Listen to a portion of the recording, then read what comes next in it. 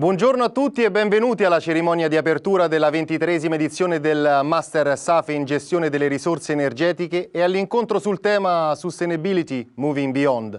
Sono Federico Mosca e avrò il piacere di accompagnarvi in questo evento realizzato da SAFE, che ricordo organizzazione indipendente che con riconosciuta credibilità ed esperienza professionale opera da oltre 20 anni nei settori energia e ambiente. In linea con la sua mission, SAFE organizza il Master in gestione delle risorse energetiche con l'obiettivo di formare le nuove generazioni di leader nel mondo della sostenibilità. Percorso di alta formazione professionale e multidisciplinare, il Master offre ai partecipanti importanti opportunità per sviluppare idee, progetti e la loro carriera professionale, condividendo conoscenze e competenze con oltre 150 professionisti provenienti da più di 100 tra imprese e istituzioni del settore. La cerimonia è un'occasione per discutere sui temi più interessanti del settore energetico ambientale. Quest'anno parleremo di sostenibilità, ascoltando direttamente la voce dei protagonisti, coloro che a livello globale hanno giocato e giocano tuttora un ruolo fondamentale nella promozione degli obiettivi di sostenibilità. Con grande piacere vi illustro il programma, che vedrà la straordinaria partecipazione di Sua Eccellenza Ban Ki-moon, ottavo Segretario Generale delle Nazioni Unite, l'ingegner Francesco Starace, Amministratore Delegato e Direttore Generale di Enel e Chair di SEforALL, un'iniziativa delle Nazioni Unite per raggiungere l'obiettivo di sviluppo sostenibile numero 7, ovvero assicurare a tutti l'accesso all'energia. In più avremo Raffaele Chiulli, Presidente di SAFE, e con la presenza del Direttore di RaiNews Paolo Petrecca. A conclusione di questo interessante momento torneremo in studio per dare il via alla cerimonia di apertura. Lanceremo una nuova iniziativa nata per valorizzare ulteriormente il patrimonio di conoscenze ed esperienze costruito in quasi 25 anni di attività e per continuare soprattutto ad alimentare il rapporto che lega SAFE ai propri stakeholder, la SAFE Community. Seguirà poi il racconto del Master con la presentazione dei protagonisti, i partecipanti, le aziende e istituzioni partner e i project work. Passo però ora subito la parola al Presidente SAFE, Raffaele Chiulli, collegato direttamente dal Bahrain, per introdurre il talk e presentare gli ospiti. Sigla.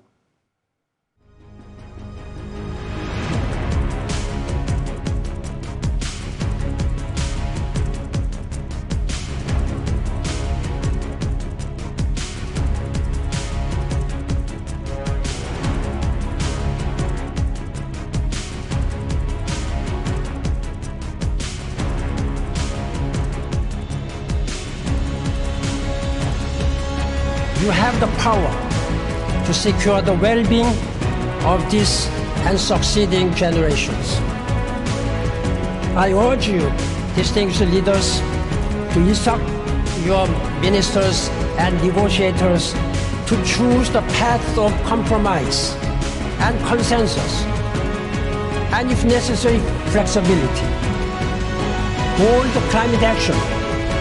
It will look at a world free of poverty, hunger, disease. It looks like a dream. We think it is possible.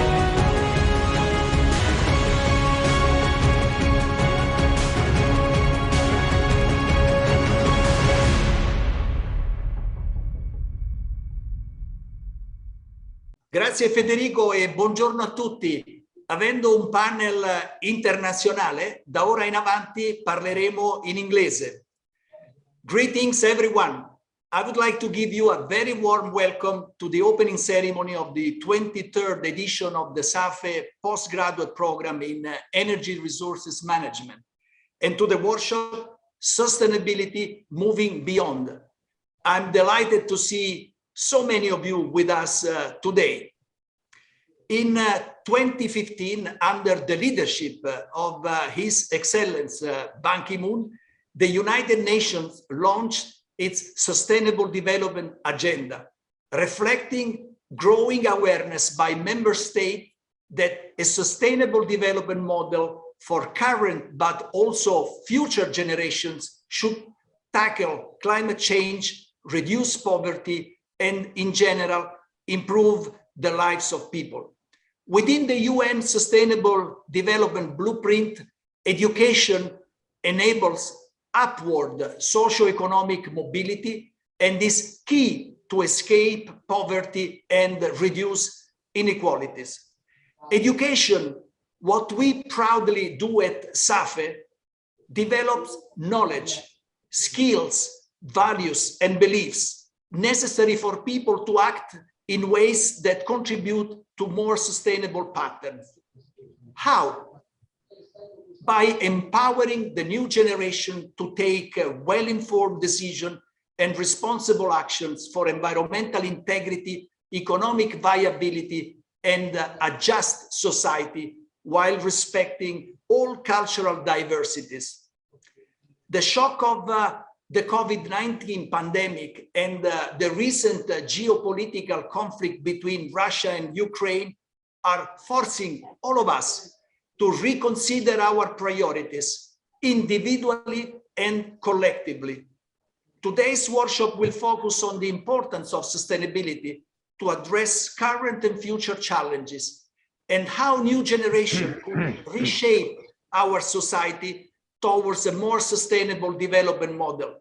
In this context, the workshop will host two personalities who have embraced sustainability personally and professionally. I'm really pleased, I'm really honored to have with us today a friend and a person who I respect a lot, His Excellency Ban Ki-moon, the 8th Secretary General of the United Nations, who is joining us from Seoul in South Korea. Good evening for you, good morning for us, Mr. Ban Ki-moon. It's a great pleasure to have you with us today. Buongiorno, buongiorno, Signor Presidente Raffaele Chiulli. Great pleasure to see you again. Grazie mille. Grazie, Mr. Ban, grazie. And we have also Mr. Francesco Starace, Chief Executive Officer and General Manager of the Enel Group and the Chair of SEforALL Board, the United Nations initiative aiming to accelerate and deliver the large-scale solution needed to achieve the Sustainable Development Goals 7 by 2030. Good morning, Francesco, and thanks for taking the time to be here with us today. It's a pleasure and really an honor to be with you, caro Raffaele. Thank you. Yeah. Thank you, Francesco. Today, I've also asked a dear friend of SAFE to join us, Paolo Petrecca, Director of RaiNews 24, the all-news channel of the Italian public television Rai. Good morning, Paolo. Thanks for accepting our invitation. Good morning. Buongiorno a tutti. Grazie. Thank you. So, Paolo, I will leave the floor to you to ask the first question to Mr. Ban Ki-moon, please. Mr. Ban Ki-moon, possiamo parlare di sostenibilità? Mr. Ban Ki-moon, can we talk about sustainability? In questo momento, con una guerra in this moment, with a war going on, we all know what is going on in Ukraine. E con questo fatto che sta coinvolgendo and with the fact that has been involving the entire world. Well, first of all, the current Russian aggression of Ukraine has been affecting all the global issues. It's not only Ukrainian people who are suffering. I think most of the countries are now being affected by shortages of energy and some refugee issues and peace and development issues. Overall, it's certainly true that sustainability is now being affected by this crisis. These days, sustainability is climbing further up the international agenda and is becoming one of the top global priorities for both private and public sectors. And despite the acceleration and continuation of COVID-19 pandemic and also this crisis, there is no doubt that the significant efforts of the international community, particularly the United Nations, has proved fruitful in raising awareness on the importance of sustainable development goals. I take it very much proud that I have prioritized during my time as Secretary General to have adopted this 17 Sustainable Development Goals. I believe that all key stakeholders now clearly view the necessity of sustainability as a requisite vision and practice to steer our collective future.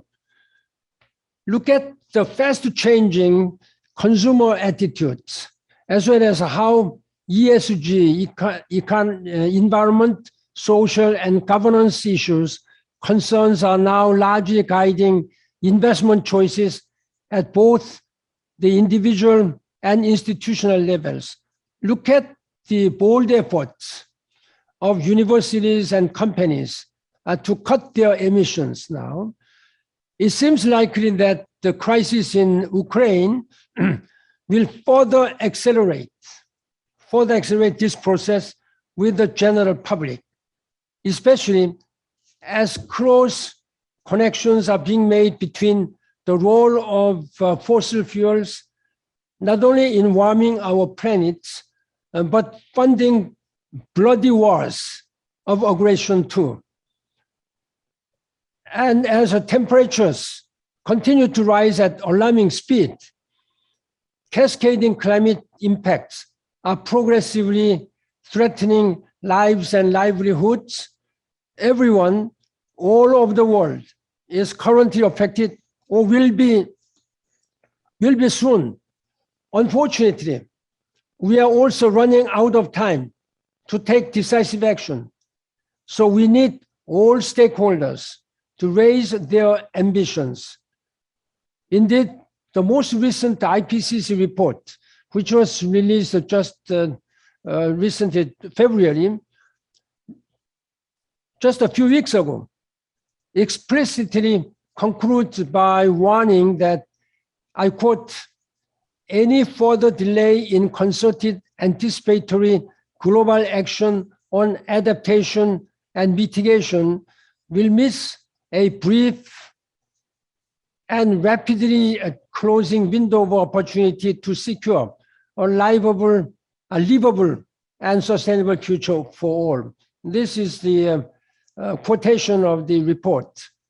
This is a reality of where we stand now. But we must keep going, and we must seize the opportunities in front of us to forge a brighter, a more inclusive, and more sustainable way forward.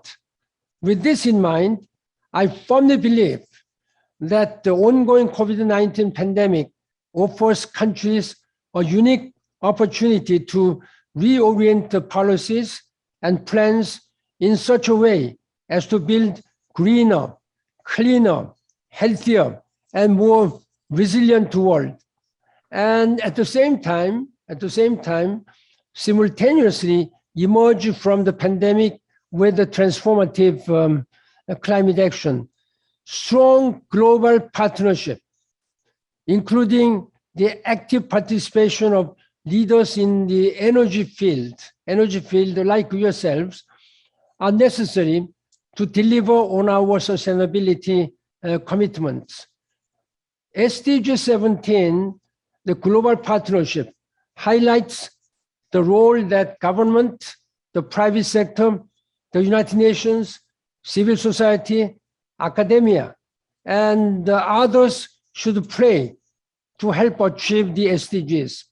It calls for multi-stakeholder partnership that mobilize and share knowledge, expertise, technology, and financial resources to support the achievement of the Sustainable Development Goals in all countries. This is exactly all hands on deck approach. We need to empower all implementation of the full implementation of the Paris Climate Change Agreement. Thank you for your attention. Thank you. Grazie. Thank you, Paolo, for your question, and thank you, Ban, for your very clear answer also on a delicate matter like the Russia-Ukraine crisis and what kind of implication this will have. I am here in the kingdom, in the small kingdom of Bahrain. Everybody is very much worried also in these small countries about what's happening. Everyone is concerned about that. And I think you gave us a clear picture also of what has to be done to further reduce, the global greenhouse gas emission, which is still far from where it needs to be. And we should certainly support the most vulnerable countries affected by the impacts of climate change. And certainly, as you said, this is particularly important in this new scenario, which should also consider the impact on climate, the impact on global energy markets due to the Russian-Ukraine conflict. And certainly the risk that the emission target may not be reached is real. But however, during this decisive decade, as it is called, and also in consideration of the Glasgow Climate Pact and its follow-up with the national plans, we all must continuously work to limit global warming to well below 2 degrees Celsius, preferably 1.5, compared to the pre-industrial levels, as also outlined by the Paris Agreement. So let's continue with Francesco. I would like to ask you, not only as a CEO of Enel, but also as a chairman of SEforALL board, which is the United Nations initiative aiming to accelerate and deliver the large-scale solution needed to achieve the Sustainable Development Goal 7 by 2030. Which is the role not only of the organization you have the pleasure and the honor to chair, but also in general of, let's say, the corporations in achieving the SDGs, and how sustainability can be at the center of their strategies and business models? Well, I think it's a big question too, but basically what we see is that companies can choose today to embrace the sustainability in, let's say, self-made approach, or embrace it in a structured approach. And the SDGs structure offers that opportunity. It's not the only way, of course. There's many different ways to try and become more sustainable. But I think the SDGs give companies a chance to put some order into let's say, a logic that otherwise can become extremely fuzzy and volatile. Basically, the fact that we have 17 goals under which the sustainable activities can be structured, and also a compass, which is a tool that enables you to measure the progress you make towards achieving those goals, helps organizations to track their progress, to motivate all the colleagues so that each one sees that his work is actually achieving something in that direction, and also prove and communicate to the world that something is moving where we want to go. Because they are 17, they cover basically a lot of different things. So there is not one company that covers everything, but each company can find among the 17 those goals that more likely fit the activity of the company. In our case, we found 4, which are of course, as you mentioned, the goal number 7, which is about affordable and clean energy for everyone. But then we have also the goal number 9, which is the industry, innovation, and infrastructure. So how to improve in a sustainable way these dimensions. Goal number 11, which is about how to make our cities, where the metropolitan areas where people continuously go and move into, more sustainable and more efficient. And also, of course, as a result of this, goal 13, so combat the climate change and halt this tragedy. But again, there are many others that pertain perhaps to other industries. So why this is a good idea is because if companies embrace this structured approach, they first of all motivate and measure better. They motivate their employees and measure better and communicate better their progress. But also, this discipline gives clarity and avoids mistakes that sometimes companies make without understanding why. It gives them some kind of a direction in a way to mitigate risks. So it's not just the good that you do for society or for the environment, but also the good that you do to you in order to avoid mistakes and to make your business plan more resilient to shocks and more in sync with what the world today needs. Thanks a lot, Francesco, for highlighting the role of corporation and also how to reduce, let's say, the risk of doing, to a certain extent, mistakes. As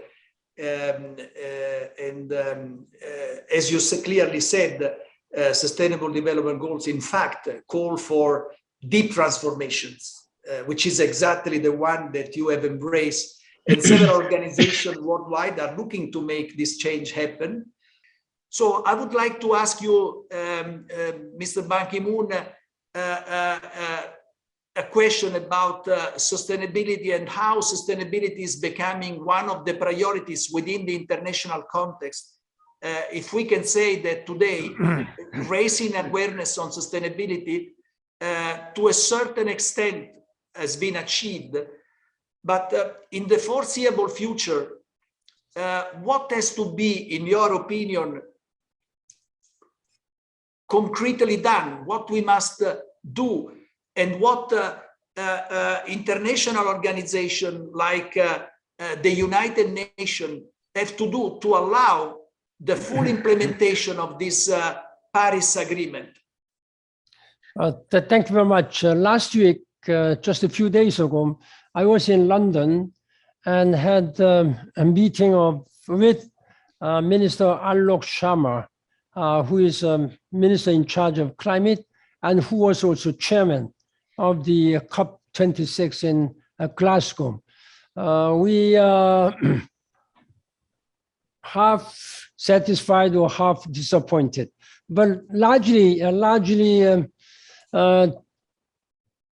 encouraged, even though there was some very serious issues that the leaders of the world have not been able to agree exactly on what does carbon neutrality 2050 means.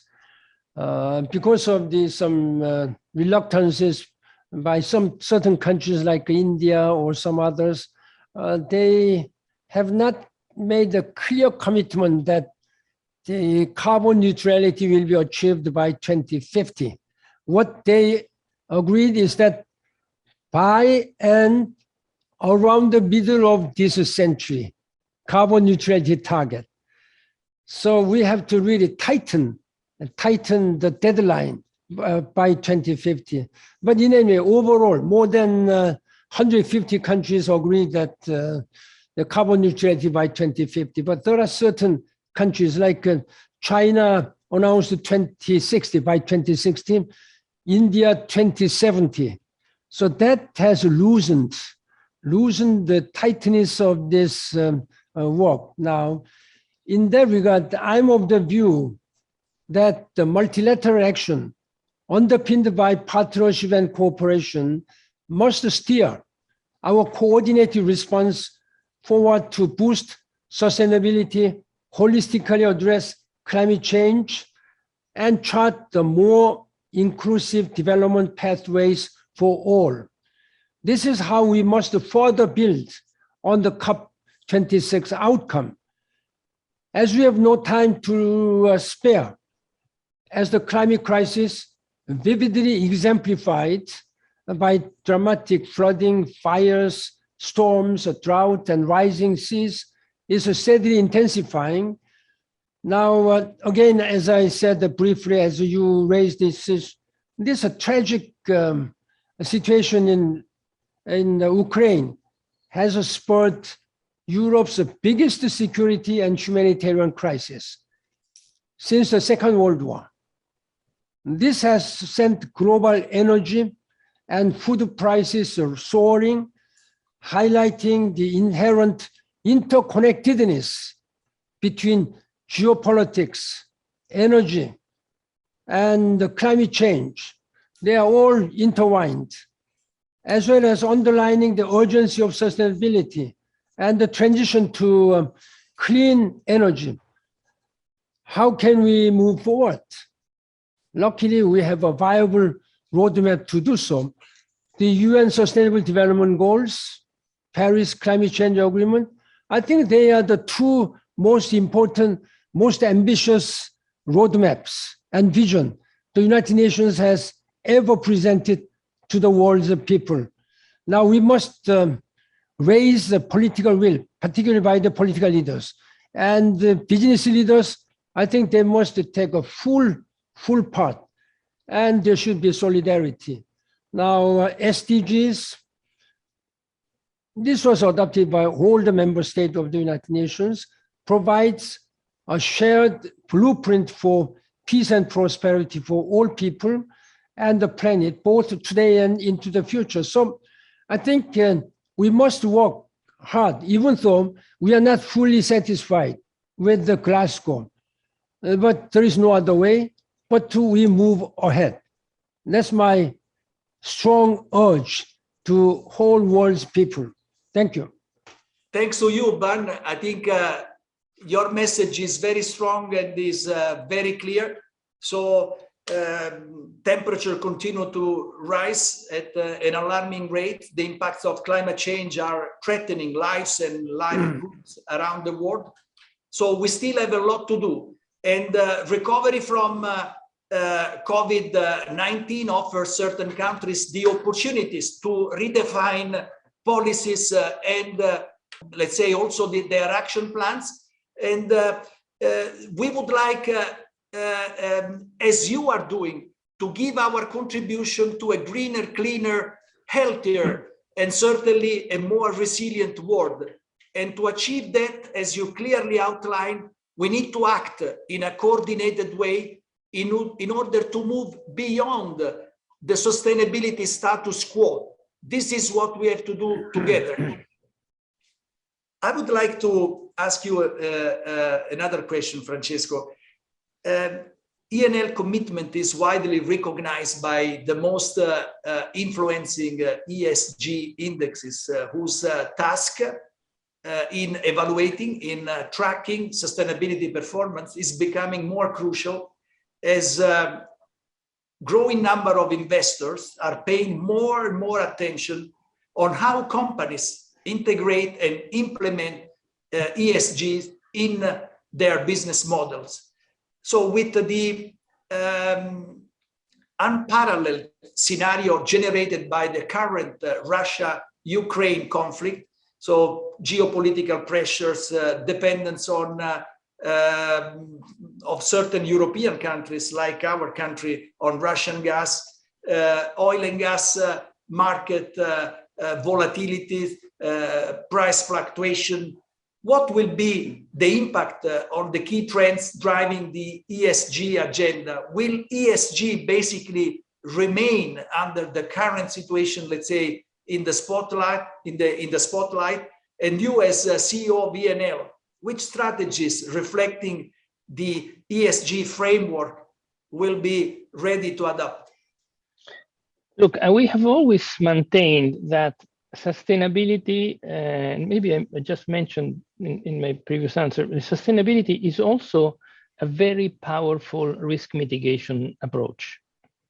If you can make a case that if a company is sustainable or increasingly sustainable, it's also less risky and less so. So just to mention what we are just in these very weeks going through, the perception of turbulence and risk that the conflict in Ukraine is now bringing about. The convulsions on commodity prices, not just oil or gas, but also raw materials that are coming from the acceleration that the economy of the world is undergoing after the 2 years of COVID. These are all examples of how risky the business can become for different reasons. I mean, COVID had a completely different genesis than the Ukrainian conflict, but they are all risk factors. So we make a point that if a company has a high attention to sustainability, for example, decouples more and more from fossil fuels, it becomes less exposed to that risk. If a company becomes more and more sustainable, for example, integrates the right suppliers across the value chain, it becomes more insulated from supply chain disruptions, and so forth. So we believe that the ESG approach is a structured way to basically mitigate risk. So if the risk perception of the markets goes up, the ESG dimension value goes up too. In fact, it is not to be surprised that now many investors look more carefully to ESG metrics as a way to try and filter the right investments under that point of view and eliminate this kind of risks from their portfolios. So we think it is more likely that the ESG dimension is pushed even in a stronger way in the light of the implicit riskiness that we are all witnessing on the commodities, on the gas price, on the inexplicable situation in Ukraine, and the difficulties for people to understand the implications of such a conflict going forward. So I think having an ESG profile provides the investors a better visibility and a much clearer, let's say, appraisal of what the companies that have an ESG dimension can do and their resilience under risky scenarios. So it's actually the case that as this tragedy unfolds in front of our eyes, the ESG dimension becomes more and more valuable. Thank you so much for your very interesting considerations. And certainly, Francesco, as you said, embracing ESG, I fully concur with that, is somehow a structured way to reduce risks. And I'm sure that investors, corporate boards, government leaders, they've realized that, and they've also raised expectation on climate action, social issues, and certainly governance. So as you pointed out, sustainability is something that somehow should be fully integrated into the industrial and financial strategies, creating synergies as much as possible, and certainly accelerating the achievement of the United Nations Sustainable Development Goals. And you are walking the talk, Francesco. Let me say, I'm very much convinced about that. So, Paolo, I would like to give the floor to you, because I'm sure you have another question for Mr. Ban Ki-moon. Please. Yes. Applicare la sostenibilità. Applying sustainability, anche in funzione del clima. Even in relationship with the climate, means ai giovani. Talking to youngsters, to young people. Therefore, we think come quelle di Greta Thunberg. People like Greta Thunberg. So how can youngsters be involved? Come farli partecipare? How can they take part in climate changes? That's a very good question. I think after all, we have to do much more for our youth, youngsters. We have been, I think our generations have been using our resources in a sense, irresponsible way, without a sense of sustainability. Now, these days, everybody is talking about sustainability. then what does sustainability means? That is, according to some definition of the United Nations, that we should not use all the resources in our generation. At least we should live while we can enjoy our daily lives. We should leave some resources for our succeeding generations. For example, if you spend all the money today for your family's purpose, then what will happen tomorrow? So we have to work for tomorrow, for our young generations, and day after tomorrow, and many thousands, tens of thousands years to come. This is a sustainability. So this is easy to say, but very difficult to act. And that is one thing. United Nations, during my time as a Secretary General, paid a lot of attention on the future of youth. It was I who established the UN Secretary General's Envoy for Youth Office. There's a special office organization taking after the future of our youth. That's one thing. Then normally young generation do not have much resource like yourselves, like ourselves.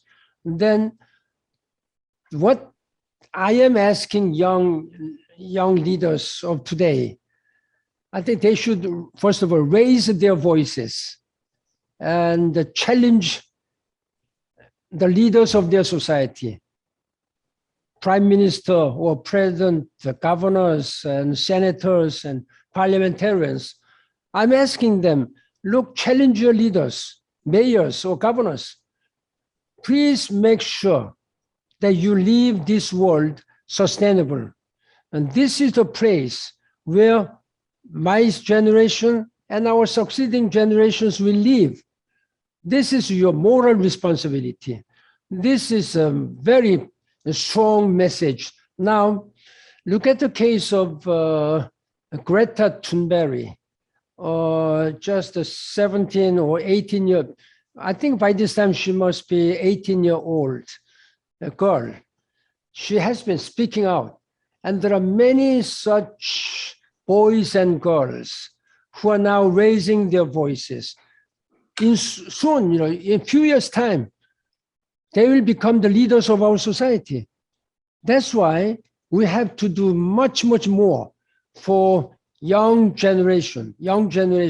That's our moral responsibility again.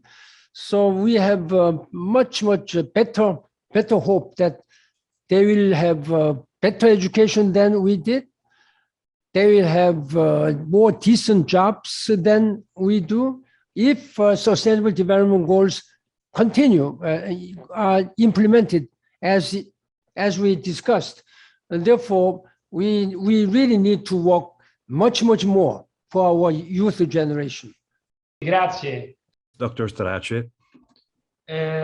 Parliamo di sostenibilità. We talk about sustainability, therefore we talk about the world that has been changing, including in relationship with energies, of course. So my question, because of the fact that people are now talking about current events, talking about nuclear power plants, coal power plants. What is your view on the energy future, including to have a sustainable planet that follows the path of improving lives, especially for our youngsters? Well, it's a very broad question, put it this way. But in general, I think we have now a very special moment in the history of the energy development of mankind. There is a way in which you can describe history through the evolution of the energy systems. And these systems that we have today are driving an incredible change in the energy scenarios. And through that, also in the economic development of the world. We have, for the first time in the history of mankind, the possibility to go back in time, if you want, because we have had thousands of years of development of the energy systems of the world in balance with the planet. Whether we like to think about it like that or not, it is the case. And only in the last 150 years, we have broken that equilibrium by digging from the earth energy that was stored from the past irradiation through fossil fuels that are actually carbon fixed in the environment by processes that nature took millions and millions of years ago, and releasing them into the atmosphere. Now we can go back and say that small time frame, that small 150 years is just a blip in the history of mankind. We can go back and have an energy system that is in sync with what the planet can absorb and digest. And that is today because technology allows this to be competitive, and it allows it to be easy to install and easy to maintain and easy to run. So we are witnessing an unprecedented case in which we can go back in time and improve our life at the same time. And for many people, they think about this as a trip to the future, and it's true because it's something that will come. It is coming, it is in front of us. But you can conceptually say it's a trip to the future, but actually it's going back to when the equilibrium between the energy needs of mankind and what the world, the planet could afford were balanced. So the renewable energy revolution that started about 10 years ago is no more new. It's something that has been established. It's clear to most people today. It's a question of pushing through this as fast as we can. And the earlier we can do it, the better from an economic standpoint and from an environmental standpoint. It will change geopolitics. It will probably make our world more just and more balanced. That's my view. I think it's a question of just going through this in the most orderly fashion we can, but not be afraid of it, because it is basically going back to where we come from. So it's not something to be afraid of. It's something we knew. Grazie. Beh, io adesso diciamo parlerei più che altro del fatto che il mondo I will talk about the fact that the world is changing. The war, the pandemic did change the world, our planet. And therefore, we should understand what to do. What could be the direction, the path to be taken for an improvement of everybody's lives? This is a question for me or for Mr. Ban Ki-moon? No, for you, and I prefer for you. I think you. To you. Possible, Mr. Ban Ki-moon. I think. Okay. Yeah. Please, you give your view, and then I give my view, Mr. Ban Ki-moon. After you. Okay. No, please. I'll follow you. I'll follow you. Yeah. You follow me. Okay. Well, certainly what I can tell, and you know, Mr. Ban Ki-moon, that this is true. Sustainability is a topic close to my heart, and it represents much of my life's work, both outside and within the world of sport. Why? Simply because I truly believe that we are all stewards of our planet's future. And certainly me and Mr. Ban Ki-moon, we shared a lot of things within the world of sport. And we have both underlined the role and the importance of sport, sustainability as well, social inclusion. And I will not easily forget when I was invited together with Mr. Ban Ki-moon to participate at this United Through Sport Festival in Australia. You remember, no? And, yes. It was an initiative with people coming from all over the world, and we celebrated youth and inclusivity. Nowadays, with the conflict in Russia and Ukraine, inclusivity, it's very, very important, with a number of ambassadors from the wider world of sport. And Mr. Ban Ki-moon had the opportunity to inspire young people to become the next generation, not only to be good athletes, as you remember, but also to become responsible citizens. And Mr. Ban Ki-moon, I will never forget also you on the roller coaster in Gold Coast. You remember? Yes, and, yes. And what me and you define as an unconventional evening, you know, what an experience. I will never forget. So in today's situation, in this moment of tension, of conflict, sport has a key role, and also sustainability as a key role. And we are working very, very hard with the world of sport to ensure that we have sustainable mobility. You know, I deal with motorsport, and as you know, transportation, but also energy represent some of the most greenhouse gases emission impacting sectors, more than half of the total carbon dioxide emission. And so we need to work and we need to make good use of sport, because we need to have greener and smarter cities. We need to work on circular economy, and we need to make good use. And I'm sure Mr. Starace is a good key example of this. The digital application, new technologies, but we need also to change our behaviors, our mindset as a citizen, to certainly make our contribution to have a more inclusive society, a more sustainable world.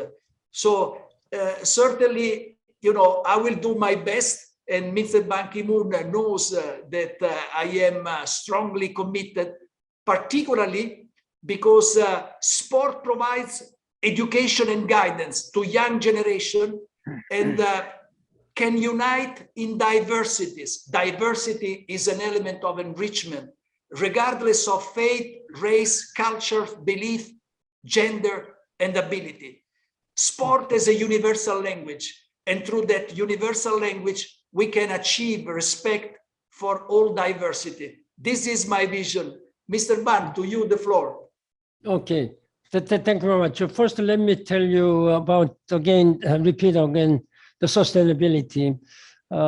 In 2000, when whole world's people were excited by the coming of a new millennium, 2000, the United Nations present Millennium Development Goals, MDG.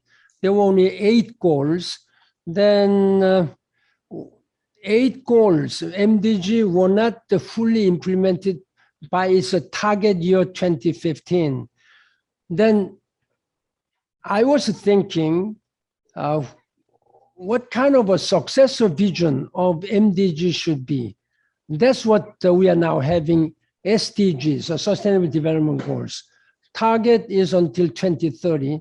Our target is that by 2030, there should be nobody who should suffer from abject poverty. That's number one. Number two, you should have enough food so that you should not, nobody should be hungry. Number three, and then nobody should die from preventable diseases. Number three. So one needs to be healthy. So we are talking about now all this corona pandemic, etc. Number four, education, we discussed. And if a human being is born and have something to eat, is not hungry, healthy, then human being must be educated. Then go on like this way. And then I'm afraid that by 2030, we will not be able to finish all these goals because of all unexpected crises like pandemic, corona pandemic, wars here and there. So we have to work harder. Now then, what's the role of sports? What is the role of sports in sustainability or peace? I am one of the strong believers that sports can play a very important role. Mr. Chiulli has been strong, very ardent sport player and sports leader. Then harnessing the unique and transformative power of both sports and education has always been incredibly important to me. And I still count myself as a champion of both sports and education. Now, throughout my 10 years service as UN Secretary General, I have really tried to make sure that sports is well placed in helping sustainable development, peace, harmony, and friendship. Sports is increasingly used as a vehicle for peace building, gender equality, and inclusion in communities and nations. Sports can provide a positive pathways for young people, immigrants, refugees, and homeless, those with disabilities, and other marginalized groups in an uncertain world laden with many difficulties. Look at the case that from 2016, the President Thomas Bach has established a refugee team. That was the first time that in Olympic Games, refugees from all around the world, they were organized as a refugee team. Then, even though they were not able to earn any gold medals, but spirit was there. Spirit was there. Sports directly contributes to UN SDGs in a variety of ways. On SDG 3, I quote, ensure healthy lives and promote well-being for all at all ages. Sports can combat the physical inactivity, which is surging worldwide, and it causes more than 3 million people there die every year. It can reduce, sports can reduce the risk of obesity, diabetes, heart disease, and promote active lifestyles. Sports also enhances psychosocial and physiological health for communities dealing with the trauma from conflict, displacement, and also disaster. Now, sports can provide an invaluable platform to advance gender equality and boost women's empowerment at all levels. It provides a safe, healthy environment for women and girls to thrive. Because of that, I and the IOC work together to designate a day like April 6th of every year, International Day of Sports for Peace and Development. This is observed by all member states of the United Nations, but all 365 days should be the days for sports for peace, reconciliation, harmony, and prosperity.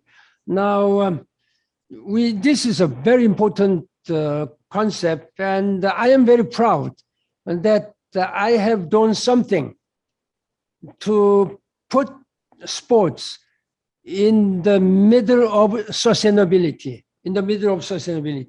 for peace and friendship, reconciliation, cooperation, etc. This is the power of sports. Thank you very much. Thank you, Mr. Ban, and I think all of us will never forget what you've done by using the power of sport. For example, in 2018, in the Winter Olympic Games, to have North Korea and South Korea together. That's a great achievement, Mr. Ban. Yeah. You are from that country, and you should be proud of what you've done. This is a milestone of peace and harmony and sustainability. So I would like to thank you so much for your great contribution. And I've learned a lot, and I've been inspired a lot being close to you and being motivated by your action, by your vision. And so considering the strong commitment in promoting sustainability through your everyday action, and considering also your interest in supporting education and the new generation, I'm really pleased, I'm really honored to appoint you as a SAFE ambassador, while you have appointed in your life so many ambassadors, you know, for one time, please, in a humble way, allow us to appoint you as a SAFE ambassador. Thank you so much. Grazie mille. Now, considering that during your entire career, you have promoted sustainability, you have worked hard to integrate social, environmental aspect into any kind of business you've been able to deal with, creating shared values for your companies and for all the stakeholders involved. And we at SAFE, Francesco, would be honored, would be pleased to appoint you as SAFE ambassador together with Mr. Ban Ki-moon. And if you accept that, for us will be a real honor. No, like, the honor is mine. I mean, to be nominated ambassador of SAFE and also together with Ban Ki-moon is for me a big honor. So, like dear Raffaele, I certainly accept, and I will do my best to, let's say, communicate the efforts and the agenda of SAFE. That is, I think, a big example of how you can drive change into society through education, through the lever of bringing knowledge and light into the darkness of sometimes lack of information or misinformation. So I think it's a great opportunity that you're giving me, and I will do my best to honor this appointment. Thank you. Thank you so much, Francesco. E a presto, Mr. Ban. E grazie a Paolo Petrecca. Thank you, Paolo. Grazie a voi. Grazie thank a voi. you so much for your thank you. Warm hospitality. Okay.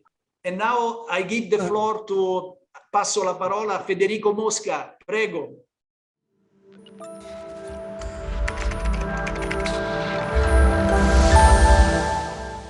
Ringraziamo ancora una volta i nostri ospiti per questo interessante contributo che ci ha permesso di approfondire al meglio il tema della sostenibilità, di far luce sul percorso intrapreso e sulle nuove sfide che ci attendono. A questo punto ho l'onore e il piacere di aprire ufficialmente la 23esima edizione del Master in Gestione delle risorse energetiche, ma prima di entrare nel vivo di questo percorso, che ha l'obiettivo di formare quelli che saranno i prossimi manager alla guida delle aziende del settore, è con grande piacere che vi presento la dottoressa Mimma D'Andria, ideatrice e project manager del progetto SAFE Community. Benvenuta Mimma. Grazie Federico, buongiorno a tutti, sono molto entusiasta di essere qui oggi e di presentarvi un progetto a cui stiamo lavorando da un po' di tempo e che vi coinvolgerà tutti. SAFE, come sapete, è un'organizzazione indipendente che opera nei settori dell'energia e dell'ambiente da oltre 20 anni e che da altrettanto tempo, forte della valenza culturale e sociale delle sue iniziative, organizza il Master in Gestione delle Risorse Energetiche, un percorso formativo multidisciplinare dall'approccio operativo a cui partecipano affermati professionisti del settore, manager dell'industria e della consulenza, che mettono a disposizione dei nostri partecipanti i loro know-how e le loro competenze. Grazie alla costruzione di relazioni basate sulla fiducia e il conseguimento dei risultati, SAFE si è specializzata anche nella realizzazione di progetti di formazione esperienziale e di progetti formativi tailor-made, che si basano su tematiche di natura hard e soft dedicate ai professionisti del settore dell'energia e dell'ambiente. Parallelamente sono state realizzate anche numerose attività di eventi e networking, quali ad esempio workshop, eventi, osservatori, tavoli di confronto, diverse iniziative di comunicazione e informazione, potendo infatti usufruire sia del supporto di numerose realtà aziendali, sia del patrocinio di prestigiose istituzioni nazionali e internazionali. Con l'obiettivo quindi di costruire solide relazioni di lunga durata, SAFE offre il suo contributo anche su tematiche strategiche, realizzando soluzioni a valore basate sulla capacità di armonizzare l'esperienza nel settore, la business intelligence, le competenze gestionali e tecniche con le professionalità del proprio network. Alla base di tutte le nostre attività c'è il centro studi SAFE che collabora alla realizzazione di vari progetti di formazione, di aggiornamento e divulgazione. Nell'ottica di rafforzare il dialogo con le oltre 200 istituzioni, imprese, associazioni di categoria, società di consulenza ed enti di ricerca che compongono il nostro network e che collaborano con noi su più fronti, abbiamo deciso di creare la SAFE Community, ossia uno spazio di condivisione, di aggiornamento e networking dedicato a tutte le aziende, le istituzioni, i professionisti, manager, opinion e decision maker del nostro network.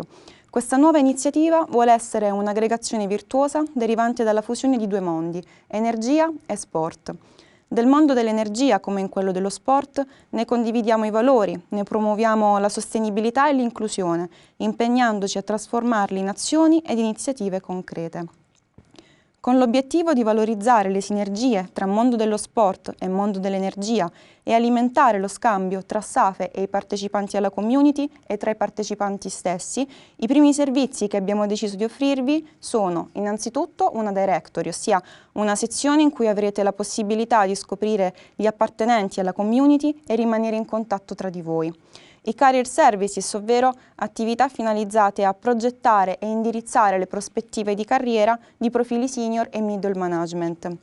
Il learning journey, ovvero iniziative ed eventi fisici e digitali in cui potete approfondire i differenti temi del settore dell'energia, dell'ambiente e della sostenibilità e non solo, attraverso il coinvolgimento di top manager, esperti, i principali rappresentanti delle aziende e delle istituzioni, ex alunni e ospiti d'eccezione.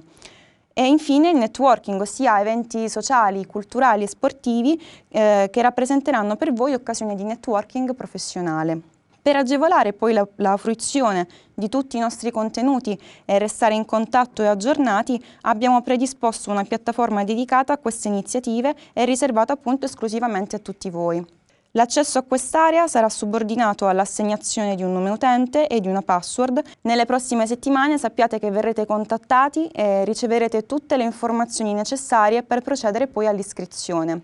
Colgo quindi l'occasione per ringraziare tutti i partner che ci hanno accompagnato in questo lungo percorso e che siamo certi contribuiranno a creare valore anche attraverso questa nuova iniziativa. Grazie a tutti. E allora ringraziamo la dottoressa Mimma D'Andria. Mimma, posso dirlo? Non vedo l'ora di far parte anch'io di questo progetto. Grazie a te Federico, ci contiamo tantissimo. Io ripartirei a questo punto da 3 parole chiave: sostenibilità, formazione, sviluppo delle competenze. Sono al centro del progetto formativo del Master in Gestione delle risorse energetiche. Per voi una piccola anticipazione.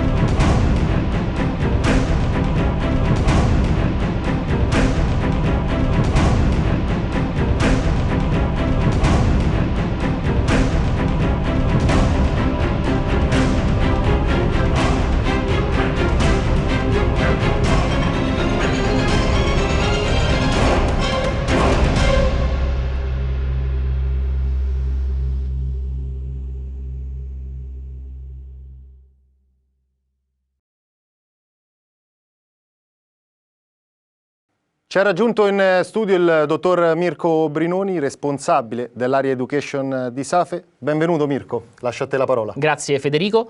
Prima di presentare ufficialmente i partecipanti alla 23esima edizione del Master in Gestione delle Risorse Energetiche, voglio raccontarvi brevemente il percorso che stanno affrontando. Un percorso impegnativo, composto da diversi moduli didattici, che li porta a confrontarsi con più di 100 imprese del settore energetico ambientale. Un percorso operativo, pratico, incentrato sulle esperienze dirette dei manager del settore energetico e ambientale. Ma vediamo subito il programma. Il programma del master è composto da due parti, una parte propedeutica e una fondamentale ad approfondire il dettaglio dei mercati dell'energia e dell'ambiente. La parte propedeutica è fondamentale per i ragazzi per approfondire e conoscere il mondo delle soft skills e quindi approfondire il team building, il team working, la leadership, tutto ciò che sarà utile a questi ragazzi ad affrontare la quotidianità del mondo del lavoro al termine del percorso di formazione. Passano poi all'approfondimento del mondo del general management, passando da meccanismi di finanza strutturata fino al mondo della pianificazione strategica. Tutto questo è fondamentale per poi iniziare ad entrare nel mondo dell'energia, partendo dalla geopolitica a livello internazionale, scendendo pian piano alla regolazione di livello nazionale.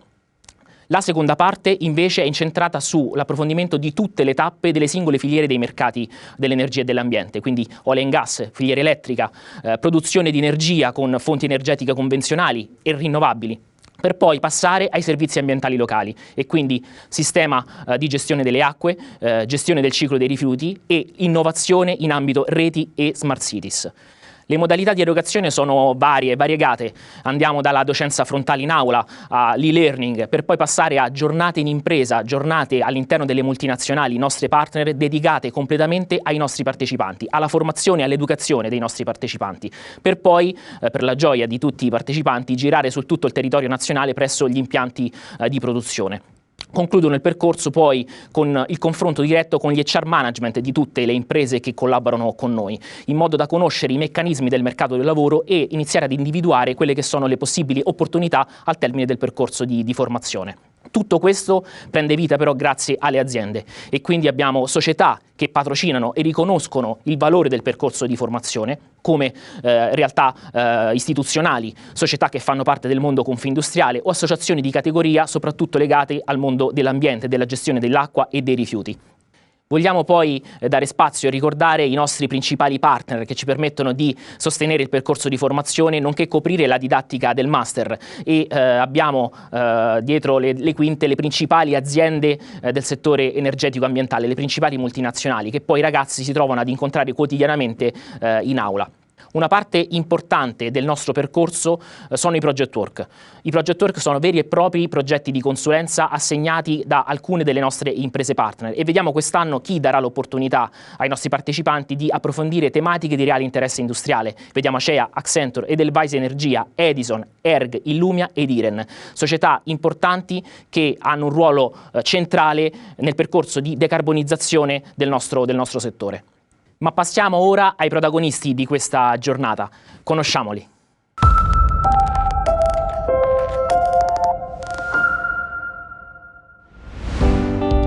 Il 9,5% della popolazione globale vive in condizioni di povertà estrema, con meno di $2 al giorno.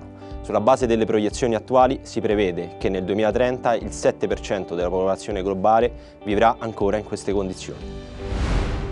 Occorre garantire la sicurezza alimentare ad una popolazione in continua espansione, tenendo conto dell'impatto del cambiamento climatico e delle diseguaglianze socio-economiche, in particolare nei paesi in via di sviluppo. Una grande sfida a livello globale che richiede azioni politiche forti, immediate e sostanziali, per raggiungere zero hunger, mitigare i rischi climatici e ridurre la povertà. Ogni giorno muoiono 17.000 bambini in meno rispetto al 1990. Qualche passo avanti è stato fatto, tuttavia ogni anno continuano a morire più di 6 milioni di bambini prima del compimento del quinto anno d'età. Al 2030 tutti i paesi dovranno cercare di ridurre al minimo la mortalità neonatale. In una fase così importante per l'umanità è fondamentale investire nella formazione e nel miglioramento dei percorsi educativi.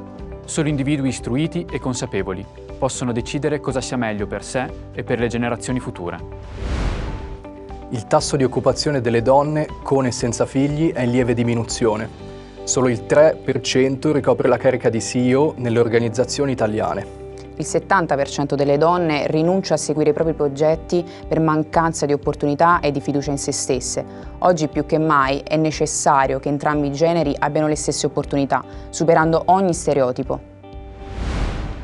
L'aria è il bene primario per la sopravvivenza umana e nel mondo ce n'è in abbondanza. Non si può dire altrimenti per il secondo, ovvero l'acqua. 663 milioni di persone sono ancora sprovviste di acqua potabile. 2,4 miliardi non hanno accesso a servizi igienici di base. Benjamin Franklin sosteneva: quando il mondo sarà asciutto, conosceremo il vero valore dell'acqua. No one left behind, nessuno verrà lasciato indietro, ma ad oggi circa 760 milioni di persone vivono senza l'uso dell'energia elettrica. Per un cambiamento compatibile con la situazione climatica in corso sarà necessaria una transizione graduale verso l'uso di energia a fonti rinnovabili. La pandemia ha portato alla perdita di 255 milioni di posti di lavoro nel mondo, circa 4 volte tanto la crisi finanziaria del 2008. Occorre un cambio radicale di paradigma. La crescita economica che seguirà dovrà essere una forza positiva per il pianeta, una crescita senza più vincitori e vinti. La società è chiamata a promuovere l'espansione di infrastrutture e tecnologie sostenibili. Attraverso l'innovazione e ricerca, il progresso di ognuno di noi diventerà parte integrante del progresso dell'intera umanità. Discriminazioni, violazioni dei diritti umani e guerre costringono ogni anno uomini, donne e bambini ad abbandonare la propria terra. Per ridurre le disparità sono dunque necessarie politiche universali, attente ai bisogni delle popolazioni emarginate. Le città occupano il 3% della superficie terrestre, ma consumano 3/4 delle risorse globali e sono responsabili del 75% delle emissioni di gas serra. Per rispettare gli obiettivi di decarbonizzazione sarà quindi necessario spingere verso città sostenibili, intelligenti e connesse. Consumiamo molto più di quanto il nostro pianeta riesca a darci. Se continuiamo in questo modo, entro il 2050 la popolazione mondiale conterà quasi 10 miliardi di persone e avremo bisogno di 3 pianeti simili alla Terra per continuare ad avere lo stesso stile di vita di oggi. Promuovere un modello di economia circolare in opposizione a quello lineare è fondamentale per ridurre gli sprechi e il consumo di materie prime. Il cambiamento climatico è uno dei problemi cruciali che affliggono il nostro pianeta. Il consumo eccessivo di combustibili fossili ha arrestato il ciclo dell'anidride carbonica, generando fenomeni meteorologici estremi. Ma dove c'è un disastro c'è anche un'opportunità. Implementiamo assieme la lotta al cambiamento climatico attraverso lo sviluppo di fonti di energie rinnovabili e la transizione ad un'economia circolare. Perché è importante salvaguardare la salute dei mari? Oltre il 50% dell'ossigeno che respiriamo proviene dagli oceani, che assorbono circa il 30% dell'anidride carbonica di origine antropica. Oltre il 90% delle merci viene scambiata via mare, facendo del trasporto marittimo la chiave di volta dell'economia globale. Preservare la biodiversità sulla Terra è fondamentale, perché oltre a garantire i servizi ecosistemici, riesce a fornire i modelli necessari allo sviluppo tecnologico dell'uomo. Il crescente orientamento verso uno sviluppo sostenibile ha portato molte aziende a concepire prodotti innovativi, ottenendo un elevato livello di efficienza, sostenibilità e integrazione con l'ambiente. Dopotutto, cogliere i suggerimenti della natura può anche essere remunerativo. Siamo ancora lontani dall'obiettivo di costruire società pacifiche, giuste ed inclusive. Infatti, milioni di persone vivono ancora in stati fragili dal punto di vista politico, sociale ed economico. Le guerre sono il principale ostacolo all'istruzione, ma non dobbiamo dimenticare che l'educazione è anche l'arma più potente contro la guerra. Lo sviluppo sostenibile richiede partnership tra governi, settore privato e società civile. Queste partnership richiedono principi e valori comuni, oltre a una visione condivisa che metta al centro le persone e il pianeta. Ma non scordiamoci della loro implementazione, uniti verso gli obiettivi.